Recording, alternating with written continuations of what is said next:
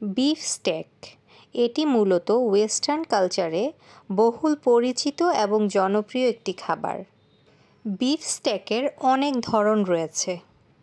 গরুর মাংসের বিশেষ কিছু অংশ দিয়ে এই বিফ স্টেক তৈরি করা হয়। Ribeye steak, T-bone steak, New York strip steak, sirloin steak. স্টেকের ক্ষেত্রে এই মাংসগুলোই মূলত সবচাইতে বেশি জনপ্রিয়। ইংল্যান্ড, ফ্রান্স, যুক্তরাষ্ট্র, যুক্তরাজ্য এইসব দেশে এই খাবারটি ভীষণ জনপ্রিয়। পাশাপাশি রয়েছে এই স্টেকের বিভিন্ন রকমের ধরন: রেয়ার, মিডিয়াম, ওয়েল ডান। এই রকম বিভিন্ন ধরনে এই স্টেকগুলো তৈরি করা হয়। আজকে আমি আপনাদেরকে ঘরে থাকা অল্প কিছু উপকরণ দিয়ে কিভাবে খুব সুন্দর এবং নিখুঁতভাবে স্টেক তৈরি করবেন তা সম্পূর্ণ টিপস অ্যান্ড ট্রিক্স সহকারে বুঝিয়ে দেব। আর তার জন্য গরুর মাংসের স্পেশাল কোনো অংশের প্রয়োজন হবে না, শুধুমাত্র ফ্যাট লেয়ার যুক্ত রানের অংশ থেকে কেটে নেওয়া মাংস হলেই হবে। এখানে আমরা রিবাই স্টেকের খুব কাছাকাছি অংশ থেকে এক টুকরো মাংস নিয়ে নিয়েছি। দেখেন মাংসটা কতটা চর্বিযুক্ত, আর এই মাংসটাকে আমরা এরকম 1 ইঞ্চি পুরুত্ব রেখে কেটে নিয়েছি।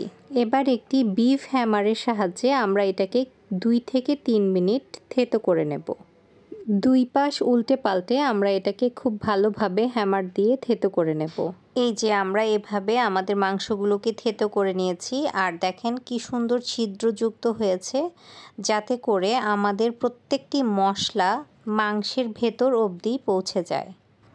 এবারে একটি এমটি বোলের মধ্যে আমরা সবগুলো বিফ স্টেক একে একে নিয়ে নেব।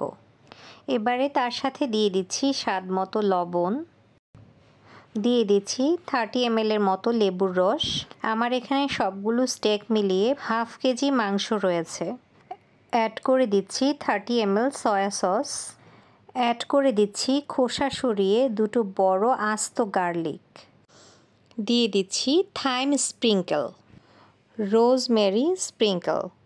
এগুলো আপনারা যে কোনো মেগা শপে অ্যাভেলেবেল পেয়ে যাবেন। ওয়েস্টার্ন কালচারে এই রোজমেরি লিফটা আস্ত ইউজ করা হয় এখানে, তবে এটা আমাদের কাছে নেই বিধায় আমি এখানে ড্রাই ফর্ম ইউজ করেছি। দিয়ে দিচ্ছি হাফ টিস্পুন সাদা গোলমরিচ অর্থাৎ হোয়াইট পেপার। অ্যাড করে দিচ্ছি হাফ টিস্পুন ব্ল্যাক পেপার অর্থাৎ কালো গোলমরিচ গুঁড়ো। সবশেষে অ্যাড করে দিচ্ছি খুব সামান্য পরিমাণে অলিভ অয়েল। এবারে সব কিছুকে একত্রে ঘষে ঘষে এই মাংসগুলোর গায়ে আমরা মেখে দেব, যাতে করে আমাদের মশলার ফ্লেভারগুলো একদম ভেতর অবধি পৌঁছে যায়। এবারে একটি ক্লিন র্যাপ দিয়ে র্যাপ করে আমরা এটা 6 থেকে 8 ঘন্টা ফ্রিজের নর্মাল চেম্বারে রেখে দেব, অথবা ওভারনাইটের জন্য ফ্রিজের নর্মাল চেম্বারে রেখে দেব।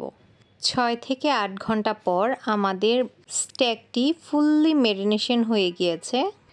তবে ফ্রাই প্যানে দেওয়ার পূর্বে এটাকে সম্পূর্ণ ঠান্ডা কাটিয়ে নিতে হবে, আর তার জন্য আধা ঘন্টা আমরা ফ্রিজ থেকে নামিয়ে বাইরে রেখে দেব নর্মাল টেম্পারেচারে। এবারে চুলার জাল একদম হাই হিটে রেখে আমরা এই ফ্রাই প্যানটাকে চড়িয়ে দেব, আর এর মাঝে 15 ml এর মতো রান্নার তেল দিয়ে দেব। অনেকে এখানে অলিভ অয়েলও ইউজ করে থাকে। দেখেছেন তেল কত কম এবং মশলা কত কম। আর আমরা যদি গরুর মাংস রান্না করতে যাই আমাদের দেশীয় স্টাইলে, খেতে মজা মানতে হবে, তবে তেল এবং মশলা যেই পরিমাণে ইউজ করা হয় তা আমাদের সবার স্বাস্থ্যের জন্যই ঝুঁকিপূর্ণ।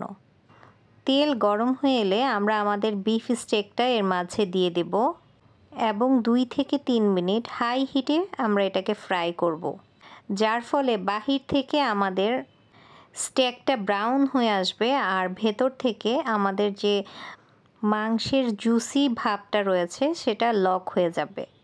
2 পাশ বাহির থেকে ব্রাউন কালার হয়ে যাওয়ার পর আমরা চুলার জালটা মাঝারি আঁচে নিয়ে আসব আর 5 মিনিটের মতো ভেজে নেব।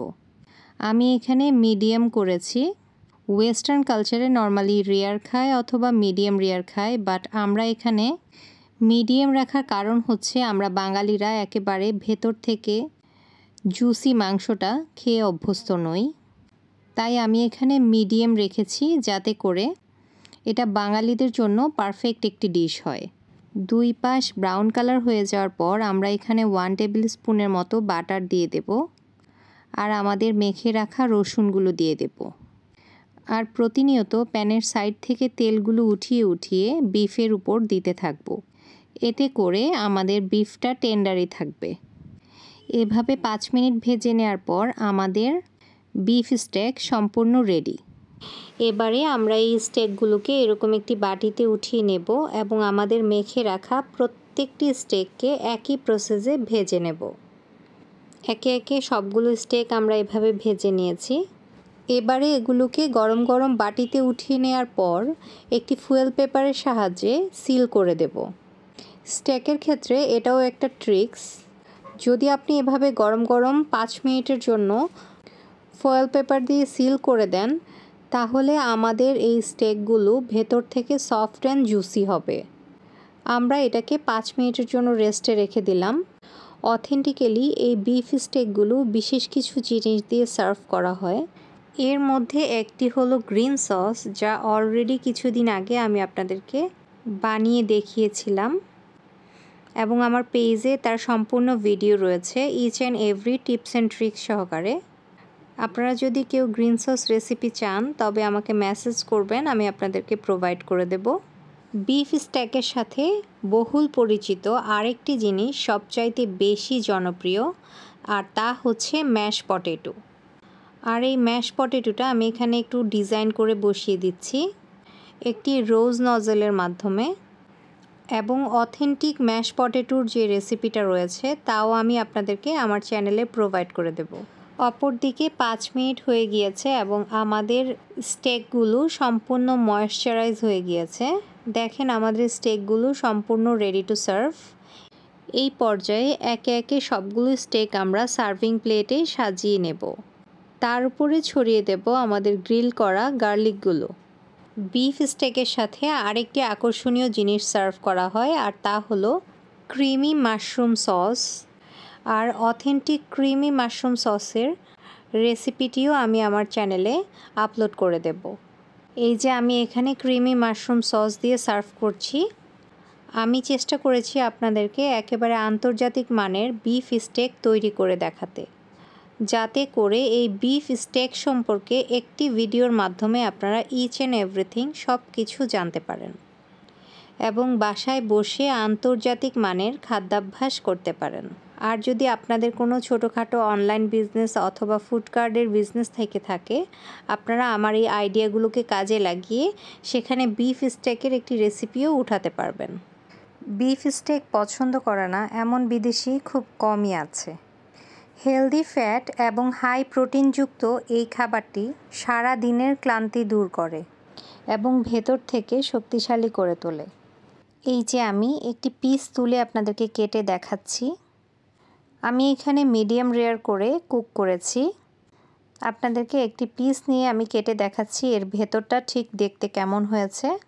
এই যে দেখেন, উপর থেকে ডিপ ব্রাউন কালার আর ভেতর থেকে পিঙ্কিশ একটি কালার। কি লাগছে একেবারে রিয়েলিস্টিক স্টেকের মতো। যারা স্টেক লাভার তারা কিন্তু এই কালারটা দেখলেই বুঝতে পারবে যে আমি কোন লেভেলের স্টেক তৈরি করেছি। এবারে এর সাথে mushroom sauce, green sauce, mash potato এগুলো দিয়ে আমরা এটাকে জাস্ট বাইট করে করে খেয়ে নেব। সো বন্ধুরা, কেমন লাগলো আমাদের আজকের এই ভিডিও অবশ্যই আমাকে কমেন্ট বক্সে কমেন্ট করে জানাবেন। এই বিফ স্টেক রেসিপির আরও কয়েকটি স্টেপ বাকি রয়েছে, যেমন mash potato, creamy mushroom sauce. এগুলো প্রত্যেকটির ভিডিও আমি ইন্ডিভিজুয়ালি আমার পেজে আপলোড করে দেব। সো বন্ধুরা, আর দেরি কিসের, আজই তৈরি করে ফেলুন এইরকম আন্তর্জাতিক মানের বিফ স্টেক আপনার বাসায়, আর হয়ে উঠুন আপনার প্রিয়জনের প্রিয় রাঁধুনি। আমার এই ভিডিওগুলো যদি আপনাদের ভালো লেগে থাকে অবশ্যই আপনার ফ্রেন্ডস অ্যান্ড ফ্যামিলির মাঝে শেয়ার দিয়ে ছড়িয়ে দেবেন। এতক্ষণ ধৈর্য নিয়ে আমার ভিডিওটি দেখার জন্য অসংখ্য ধন্যবাদ। দেখা হবে আবার নতুন কোনো ভিডিওতে, নতুন কোনো আয়োজনে। টিল দেন সবাই ভালো থাকবেন, সুস্থ থাকবেন এবং ফলো দিয়ে এঞ্জেলস ওয়ার্ল্ডের পাশেই থাকবেন। আপনাদের অনুপ্রেরণায় এঞ্জেলস ওয়ার্ল্ড টিকে থাকবে সব সময়। আর আপনাদের কাছে নিয়ে আসবে আন্তর্জাতিক মানের ডিফারেন্ট ফুড কালেকশন।